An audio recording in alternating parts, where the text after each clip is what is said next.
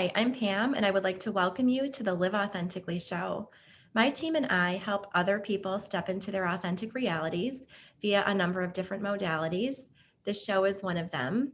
We also have a Facebook group of like minded people committed to spiritual growth and transformation, and would love to have you join us at liveauthentically.today/FB.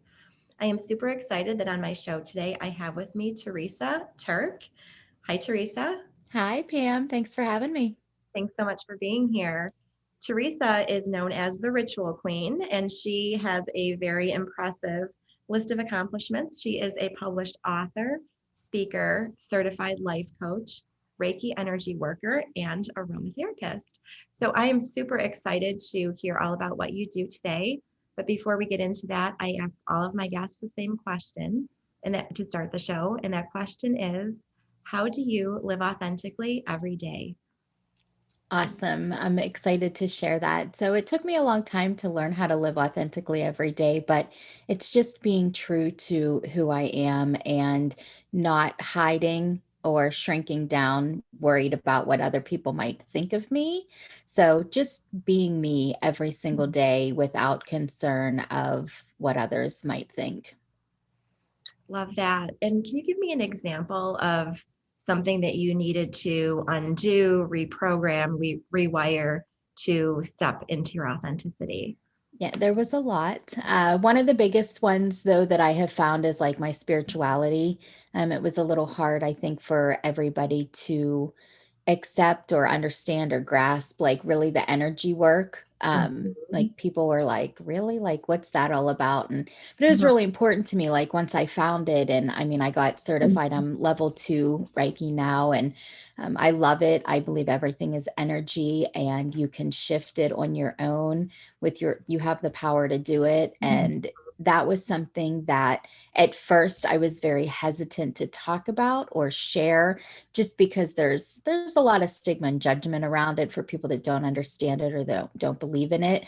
But Mhm. I'm like, it's me, it's part of me, and I'm no longer hiding it. And if you don't like it, that's okay. You don't have to. It's me, it's Mhm. my life, and it's part of what I do. So Yeah, let's dive into that a little bit. That's such a good point because I do agree with you. There is a stigma around it, or and it's just not well understood, right? Because yeah. energy isn't something that we can see and feel and touch. I mean, it's there. We're all obviously spiritual beings Mhm. living in this world, but people don't understand it because again, we're acculturated to living in this physical world. So we like to, we feel comfortable and we can see it, feel it, touch it, taste it, hear it, etc. So how do you go about describing energy, the idea, the concept of energy to someone who isn't familiar? Maybe you can give us kind of like a quick energy 101 summary. Yeah, of course. So, and you're right. It's kind of like faith, right? And I explain it like I come from a family that's Catholic, and so I Mhm. kind of explain it to them or people that are more religious in that manner, in that you have faith and believe Mhm. in God. You can't see it, you can't touch it, you don't know it's there, but you still, it's part of your life, and it's how you live your life based around it. So it's the same concept. For me, I believe everything is energy, everything, and how we interact in our day and our vibration is, it's all connected through energy and frequencies. And like, for an example, with money, like if you look at money as energy and just it's currency, right? Like Right. we literally Yep. call it currency. Yep. And so it's energy that can move freely back and forth. Mhm. So when you can kind of wrap your head around that, it makes it as a resource that's more unlimited, because with energy being all around you, and if everything is energy, it doesn't run out. You just have to be a match for what you want to call in, because even the depression that I suffered from has an energy. Mhm. It's just a low energy, it's a very low vibration. And when you're in that space, that's what you attract more of. So when you're depressed and you're in a low vibration, that's, you just have that circulating around you all the time. So Mhm. you have to shift your energy to something that's more positive, or, higher vibe, so to speak, to overcome that. Mhm. Yeah, and I remember when I was first introduced to this whole world of energy, this idea of energy. At first, it sounded a little woo-woo, and I Of just course. with some resistance there. I was like, well, no, like inanimate objects don't have energy. This cup doesn't have energy. Food Right. doesn't have energy. But so it really opened my eyes up to a different way of thinking. But it really does, the way that I started to see the world changed pretty quickly when I started to see it through the world or through the lens of energy. Yeah. And when we realize that life is an echo and the law of attraction is always operational, whether we Mhm. want to believe it or not, the thoughts we put out there, everything has a magnetic quality to it, right? And everything we put out there garners momentum. So Absolutely. what, like you said, when we're putting out negative thoughts in the universe, the law of attraction will build on that and will build momentum around that. And you'll be getting more of the same back, like you said. So the goal is obviously always to raise your vibe. And Always. we can do that. We can all do that. And, I like to view it as, I always say it's a moment to moment practice, just Absolutely. because someone is a spiritual life coach or a spiritual teacher, there's no like arrived status. There's no, not like a degree, right? Like, oh, I have my Right. degree and you have it forevermore. Even for me, it's a moment to moment practice of Right.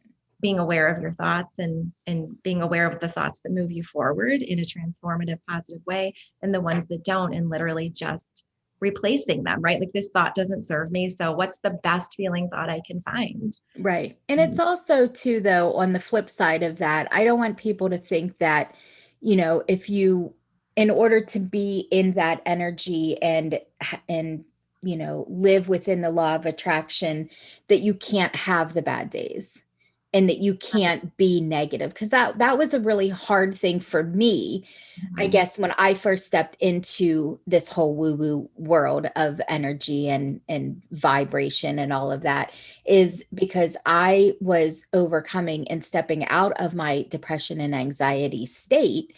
And to believe that I had to be positive and the good vibes only, like every single day, felt very heavy and overwhelming. Like it wasn't something I would be able to achieve. So I really probably shouldn't try to step into this spiritual world because I was just going to fail anyway. So it's really important, that part of it, for me to share, in that you don't have to be positive every single second of every single day. Like that's unrealistic and that's not real life. The point of it is when you have a bad day or you're feeling negative, to sit with the emotion, to feel through them, to work through them, to allow yourself to grow through that moment and then shift out of it. But you have to work through it. You have to figure out what's bringing it up, what's causing it, what the root catalyst of those thoughts and emotions are, to be able to work through it so that you don't just kind of live in that space. Right. Good point. And, I would absolutely echo that we have to embrace those moments. And that's what being authentic is. It's really Yeah, about integration, right? It's not about putting on a happy face and being positive all the time, but it's about, like you said, working through the emotions, honoring them. And that's part and parcel of being human, right? I mean, yes. that's what shows us contrast. It's only because of, of our sadness that we can experience joy, right? It's Right. only so those extremes really do, highlight the range of emotions and give us the opportunity to stretch and grow. But Exactly. You really can't have one without the other. right, exactly. Yeah. That law of duality. So I'd like to talk a little bit about what being spiritual means to you. And particularly, I'd like to know, how did you incorporate, you said you have a Catholic background. I also have a Catholic upbringing as well. And after I went through a really devastating event in my early 30s, it caused me to dig really deep and examine all of the beliefs that I had embodied up to that point in my life. And as I kind of veered on the spiritual path, there were some beliefs that I took with me, and there were some beliefs that I didn't really feel like they served me. So I left those behind. So I'm curious if like being Catholic and being spiritual are two like mutually exclusive belief systems, or if you've been able to integrate them in some way. Yeah, that it's a pretty hot debate, right? Between being able to be religious and spiritual at the same Yep. time. So, I actually did not grow up with any sort of religion. Hmm. I converted and became Catholic in my 20s, Okay. because I married into a Catholic family, and we were having our children baptized and being raised in the Catholic Church. And I wanted to be able to experience that with them. And so I went through the whole process in my 20s of going through the classes, and I got baptized, and like I went through the whole thing in my early 20s.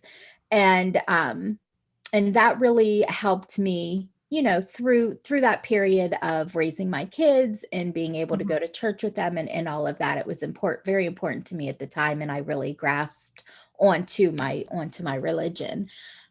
Whenever I hit my really bad moments of depression and anxiety, and I had a couple of years that were really dark, and when I finally started getting help and healing through all of that pain and trauma, is when I kind of stepped into and discovered the whole spiritual side of things. And I did that actually I did the therapy and all of that. But then I started into different modalities because just personally, I don't like to take medication, and I didn't want a life sentence with medication. So I started looking into different modalities to kind of help me through the transition of, the depression and stuff. So that led me to the aromatherapy.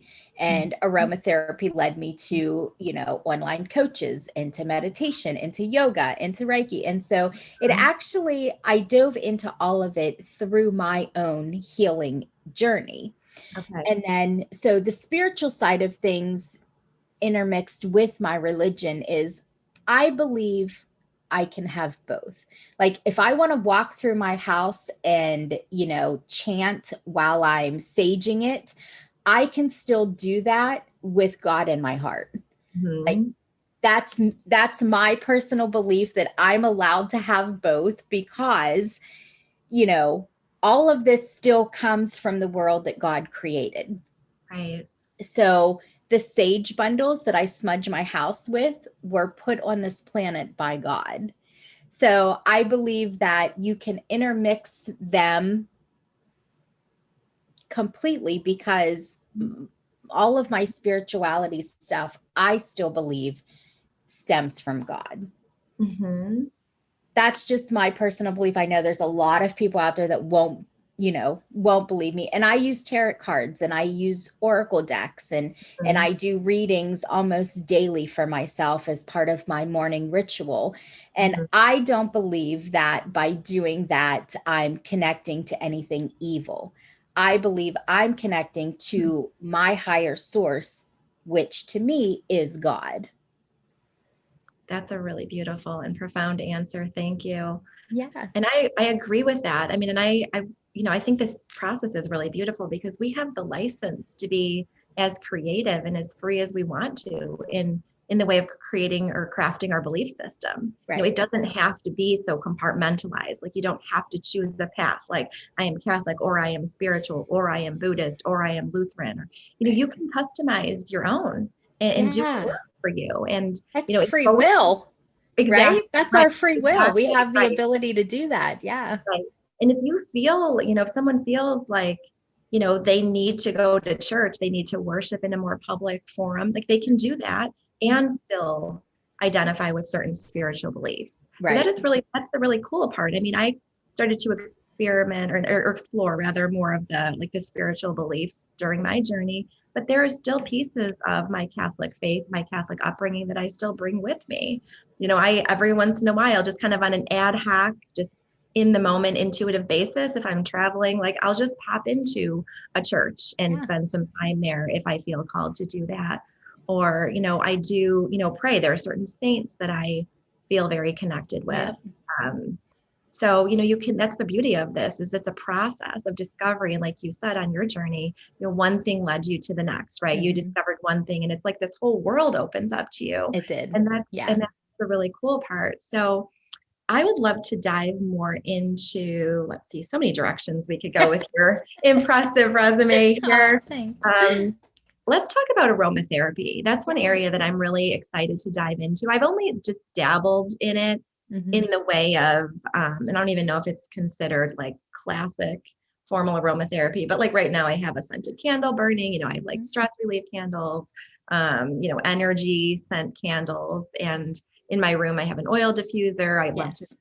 used lavender oils. I have a bunch of essential oils, but would love to hear you talk about the power of aromatherapy in healing and in spirituality. Yeah. Yeah. So aromatherapy, like I said, that was my first dive into an alternative modality outside of Western medicine. And it was almost like freeing, right? Like that you have these natural Mhm. God-given elements to be able to use in your life for and I use them for so many different things, but one of the things that I really love about the oils is the energetics of it. So for example, like lavender, that's such a popular one, right? Like it's really meant to be soothing and calming, and it has that energy about it to really help you release and break up negativity, and that's kind of what aids in the calming of it. But I went to school for it. I did a certification program that really dove into so much stuff about like anatomy and safety and how the products are actually made. And so it's really important. One thing for me is to make sure that all of the oils are pure and ethically sourced. That's really, something that I look for. But I use them in my spirituality from a sense of like in my morning ritual, for example, like when I meditate, I have a blend that I made that has like patchouli and Mm, sandalwood and myrrh and just oils that are very grounding and centering and kind of can connect you to the earth. I mhm. use those in my meditation practice. And one of the main things that started me on the aromatherapy was wanting to figure out how to use them to, help with my anxiety. Okay. And so that was actually what led me, because when I started researching it online, the internet, there's like a million and one different opinions and so much contradicting information. And I really wanted to make sure that I was able to use it safely, because at the time I still had, my children were still fairly young, and I Mhm. wanted to make sure that everything was done safely. And I read a lot about like ingesting the oils, and I wasn't comfortable with that. And so that was really why I kind of dove in and decided to get my certification. But yeah, there's a lot behind it. um, that from like the makeup of the oils, like the chemistry part of it was a little bit overwhelming, and I won't really be able to go into that without notes because it was a lot. Mhm. But I really, when I pick oils personally for what I'm using it for, I determine like what I want it for, like whether it's sleep or if I'm working and I'm feeling anxious and I need to focus, like I'll pick oil based on that, and based on how the energy of the oil can help me like shift from the aroma of it. Um, Okay. and one of the things that I've really found lately that has been super beneficial in my practice and with others is, are you familiar with EFT tapping? Mhm. Okay, so I combine aromatherapy with that. Oh, okay. Okay, so like before we start the practice of the tapping, we'll pick a scent based on, whatever it is that you want to do, whether it's I've had them people do it for weight loss, and we Okay. like pick an oil for weight loss or just to be calm or whatever it is, and we'll pick the scent based on the energetic properties of the oil in connection with what they're trying to achieve. And then you inhale it, and then you go through the steps for the EFT tapping, and then when you're done, you inhale it again. And then what that will do is that scent, of course, right? We connect scent to memories and emotions and all of that. So then whenever you are feeling anxious or whatever you did your tapping practice for, you can pull that scent out and kind of reconnect back into, the process that you went through with the tapping, and it'll help really just kind of draw you back into that moment based off of the scent. Very cool. Yeah, I'm actually, just starting to explore that world a little bit more. I have a bunch of essential oils, but I do want to educate myself more on just what they, the emotions that they can help us work through, the different states of Yeah. being can influence. So when you use them on a daily basis, do you use Mhm. them with an oil diffuser, or do you like put them on your wrist, or like you said, just inhale them? What's the Yeah. most? Yeah. I do them in a couple of different ways. I have like 4 diffusers throughout the house. So we do use them in that manner a lot. And then I make little roller balls with like Okay. oils with like a Mhm. carrier that I put on my skin because I don't like to put oil directly on my skin. It needs a carrier just for safety reasons. So Mhm. I make those, or I'll make little personal inhalers, and you can buy them off Amazon, but Mhm. it's just like a little plastic tube and it has like a wick inside of it that you put your drops on and then you can inhale it. Those are really good for travel, like for somebody that gets like car sick or anxious in the air. You can make the little personal thing because then you can just inhale it and not affect anybody around you. So those are really good for that. But and then I also make a lot of like creams and sprays like that we use in the house for the family. Okay. So I use them, but probably the roller ball, like when I'm meditating, and diffusing are my two favorite ways. Okay. Thank you. Yeah. Excited to try it. Experiment with it a little more. So I'd love to talk about next. I'd like to talk about the name of your business, how you chose the Ritual Queen. And Yeah. I love that word ritual because, for me, spirituality Mhm. is it's a practice, right? And it's about, the daily rituals, the morning routines, the processes, et cetera, that you put into place to support your lifestyle and moving you Right. forward. So how did you choose the name of your business? Yeah, so that's actually a funny story. I was in a session with my first coach and mentor, and we were talking about all of the things that I was doing in my day in the morning. And she was like, "Oh my God, you're like a ritual queen." Mm, And I was like, "What?" And she's like, "All these things you do." She's like, "You're like the queen of rituals." And I was like, "Oh my God, I love that." So I just kind of took it and ran with it from there. And the way that I explain a ritual to people is because even people that aren't like into the woo-woo space, that word kind of freaks them out a little bit. Like when you say it, they immediately like link it to like a witch or something. mhm, But honestly, honestly, a ritual is nothing more than a practice or a routine that you do with intention and mindfulness.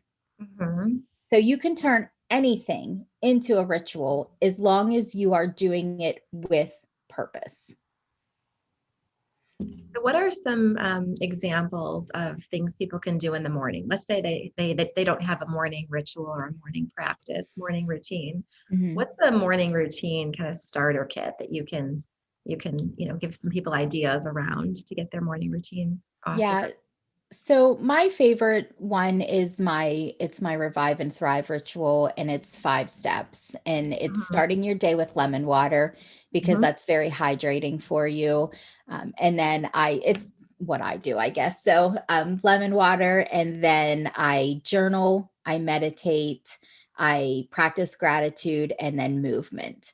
So those are 5 easy steps that you can start doing on a daily basis that don't have to take a lot of time.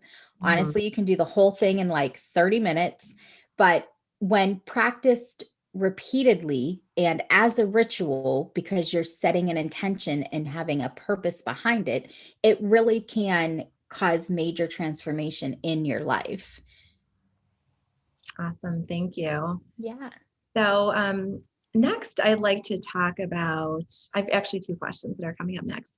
One is, what lights you up the most? What is like what are you doing when you're experiencing, like you're in those moments of flow, either when you're working with clients by yourself? Like, what do you find?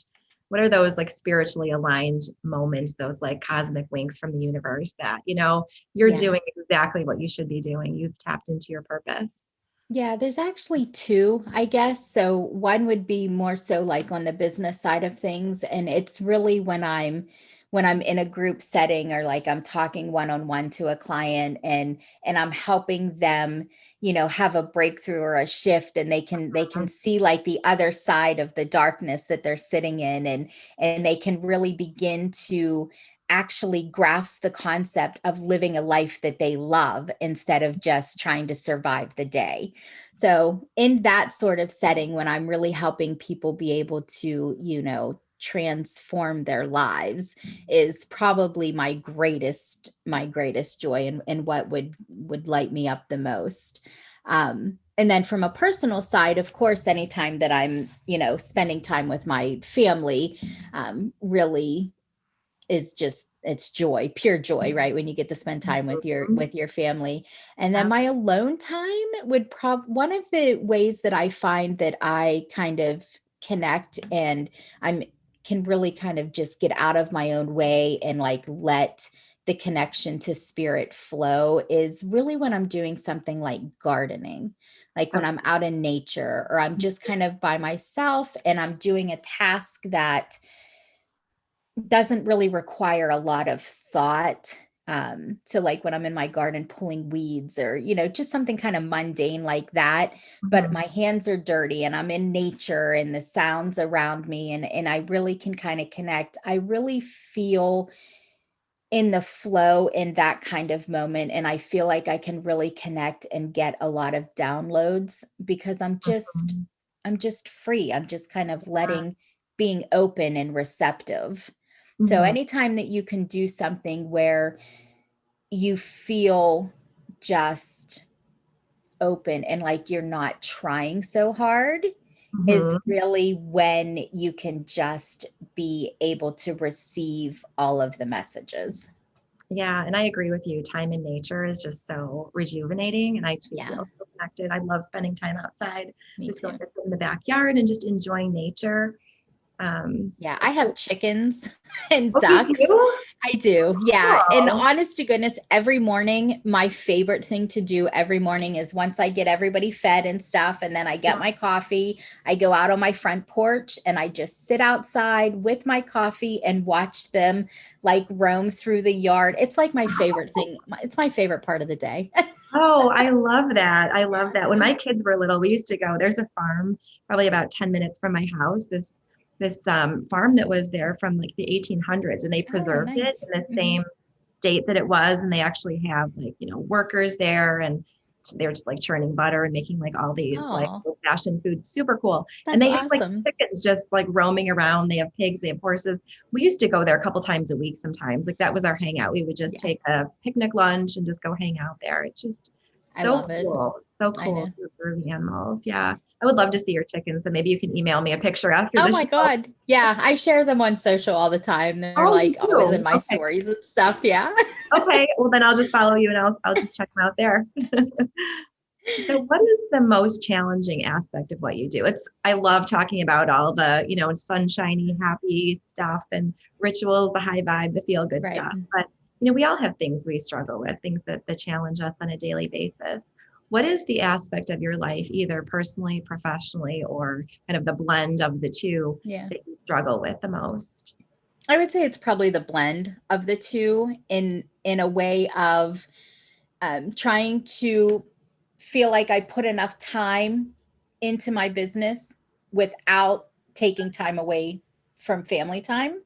So Mm-hmm. trying to find that balance between the two, because, as an entrepreneur, you can tend to really get wrapped up in your business and what you're doing and want to just kind of go, go, go Yeah. and allow that to cut into family time. So Mhm. that is actually an aspect that I've been working on lately, like where I have to put the phone down. Yeah. My husband tends to get annoyed with me because I'm always on my phone.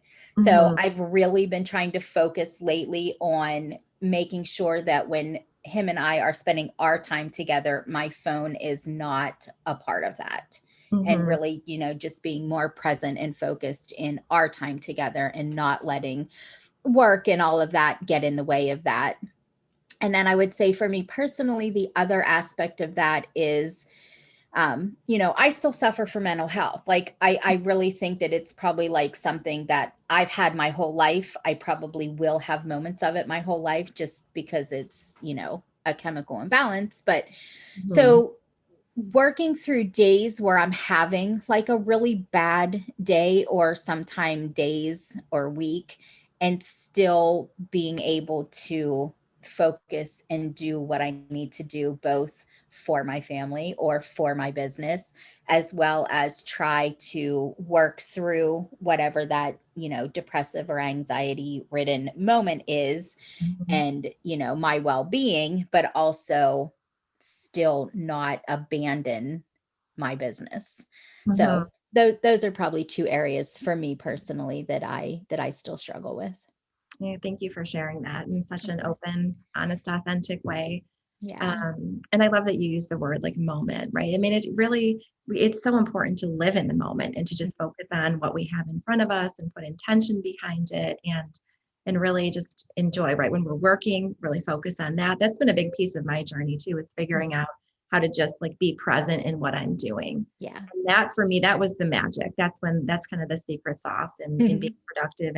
But it took me a while to get there because like I want to do, I have a very type A personality and it's hard to turn off my Yes. passion and my enthusiasm. Right. And when it finally clicks and you understand how the world works and energy and abundance, and there's unlimited abundance for all of us in all different aspects, Yep. love, joy, peace, finances, etc. We realize like money is a spiritual energy and I can attract it and I can then use that to make investments in myself, my business to help other people better themselves. And it really can be addictive and it can kind of take on a life of its own and be sort of Definitely. it's a double-edged sword, right? Yeah. When you live your passion and your purpose and your, and all of that every single day, it really can be somewhat addictive and be overtaking. So It I know can. I've It can had to be kind hard of to step back from it. I've had to kind of rein myself back in and anchor on phrases like this is a marathon, not a sprint. And, Rome wasn't built in a day. Like you Yeah. don't need to heal all 7.6 billion people today. So it Right. really is a practice, right? It's a practice of just kind of slowing down, but Yeah. sometimes you have to slow down in order to speed up. And I know for myself, even just recently, I mean, the universe benched me for a while. I was pushing the limits, taking self-care, shortcuts, pouring more into my clients, my business, my kids. I love giving. I love nurturing. I love Yeah. taking care of people. But to be quite candid, sometimes it's at the expense of taking care of myself. So universe benched me. Like literally, I felt like I was like running around doing my thing. Like literally, I felt like it just picked me up one day and like sat me on the bench and said, "This is where you're going to be for a little while, sweetheart, until you understand how important like self-care is and sleep is and all of that." And I feel like since I reconnected with all of that, since I started going to bed earlier, like now I literally just like go to bed at a certain time. My kids know like when mom's door is closed, I will see you in the morning unless there is an emergency. I will see you in the morning. And Yeah. it just blows my mind that every single time it happens every single time that I feel like when I do refocus and reconnect and reinvest in myself and go back to the basics, right? Like you said, like hydration, sleep, food, all of that, we can bounce back even higher. Yeah. So, this is an argument I am making a case for more sleep, investing in yourself, taking time to eat healthy. So, to all of our viewers and listeners who are, the busy moms running around there, the entrepreneurs, like whoever you are, no matter what your role is, the most important investment you'll make is the investment in yourself. And Absolutely. That's um, kind of what my book is about. Like, I grew up as a people pleaser, and I 100% carried that into my adulthood. It was like a survival mechanism, but I mhm, carried it into adulthood. And I think whenever I had my major breakdown, that was the universe being like, okay, enough's enough. Like, you have to stop. You have to learn how to take care of yourself. You have to mhm, learn how to make yourself a priority. mhm, And yeah, it was kind of like the same way, like I hit a wall and it was like the wake up that I needed. And now it's a priority. mhm. Yeah, it really does. I mean, it does work, because again, the world responds to how we feel about Right. ourselves. Our value comes from within. And every single time I invest in myself, and like I said, like I didn't even have to spend any money to do it. It was just a shift in focus, right? Yes. It was just, okay, I'm going to prioritize sleep. I'm going to eat better. I'm going to make sure I'm hydrated. Have my tea and really do things with intentionality and prioritize it. Yeah. It's amazing how we can move faster and more purposefully and more intentionally, and we're more creative, right? Yeah. So, and then everybody wins in that Right. scenario, but nobody Ripple wins, effect. right? Yeah, Exactly. for sure. Exactly. I love it. So, do you ever learn from your clients? I know you're in this role of being the teacher, being the awakener, but I'm curious if you ever learn from your clients. Yeah, you know what? It's so funny that you say that because I kind of had like fallen out of my practices a bit Mm-hmm. and was letting, a dark moment kind of take over.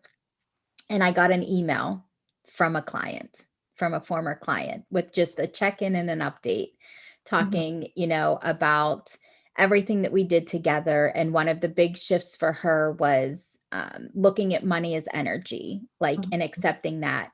And so she started telling me about how she, was implementing that into her day and really accepting it, and how she was able to just start thriving in her business. And things shift. She was a single mom, and how that helped her shift things with her kids. And, and it was like really, it was really like coming full circle back at me and making me realize like I was not practicing what I preach. And here's your Mm-hmm. reminder that you need to do that. Like, look at the success that this person is having. And Mm-hmm. you're over here, like feeling like you're stuck or in this negative space. And all you have to do is pay attention, to what she's saying. And Mm-hmm. so yeah, it was a really nice, kind of reminder and a little lesson to stay focused. And you can have the moment, right? Like you can have the bad moment, but don't live there. You got to shift yourself out of it. And I was not. So it was a nice little kind of kick in the butt. Yeah, such a powerful story. Thank you for sharing that. And I have moments of that too. When I hear myself, teach one of my clients a new routine or whatever. Sometimes I'm like, you know what? I think I need to up my game there too. I'm not Right. necessarily bringing my A game. So, but it's a practice, right? We can't do everything well all the time, right? It's part Right. and parcel. I mean, as humans, there are ebbs and flows, and we may be focusing on it. I always say it's like a toddler learning new skills, or a baby learning, right?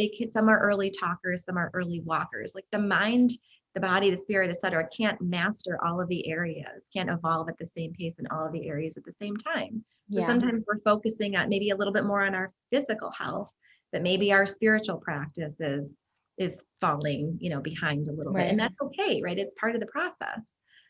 So it really is. It's cool when we view it as a practice, right, and not as the destination, but find the joy in the journey, Yeah. and and experiment and try different things on. And that's the cool thing about this path of growth and transformation. It's a It well that is. never runs dry, right? It's never like you're never done. There's Yeah. always a new concept to master, or a new practice to embrace. There is. And one of my favorite sayings has always been, to find joy in the ordinary. Like if you can Mm-hmm. find joy in just the ordinary things within your day instead of, looking for the big moments to find joy and happiness, Yeah.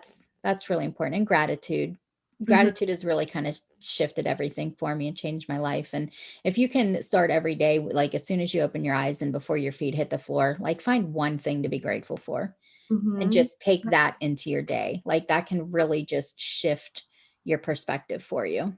Yeah, 100%. And that's when I start my gratitude practice first thing in the morning. And Yeah. it's not anything formal. It's just kind of whatever comes to mind. And I do it Right. before I actually get out of bed. Like I just Yeah. lay there and I do think about, it's amazing that I get another day on this earth, Yeah. right? I mean, that in and of itself, if that's all I said every single day, that that in and of itself is amazing, right? What else do I need really? Yeah. Another opportunity to show up and serve and enjoy everything on this earth. And like you said, find the joy in the ordinary. Yeah. That right there is the secret. I It think, is. and I say this with no judgment, but, and I've, my path has been kind of a long and winding road too, to get there. I didn't, I didn't embrace that truth or know that truth my entire life, but I think we're conditioned to like chase the happy life, right? Like, what Yes. does this have? We have this image, this mental imagery of what a happy life looks like, right? It looks like being financially secure, Mhm. and it's different for everybody, but Right. big house, vacation, like a Mhm. glamorous life, right? But a happy life is really just a series of happy moments Yeah. along the way, right? Joyous moments. So how can I talk a lot about with my clients, like I talk about the idea of just optimization and just making whatever you have in front of you, make it the best that it Yeah. can be. Right. Right. So treat yourself, enjoy. I always say, like, when I eat candy, I'm kind of a little bit of a chocolate snob. Like I don't take candy I don't want like the Halloween candy. I want the Godiva because you know what? I Right. don't eat it that often. So when I have it, damn it, it's going to need to be really good You want chocolate. it to be the best, right? Of course. Exactly. And I think we all need to do that in various aspects of our life. And like you said, just with the little things, just savor it, enjoy it. Yeah, yeah, definitely. You don't have to wait for like the big vacation or birthday celebration or whatever to find happiness. Like bake a cake, today and Yeah. celebrate just today. Just celebrate Tuesday. You know what I mean? Like it doesn't have to be anything.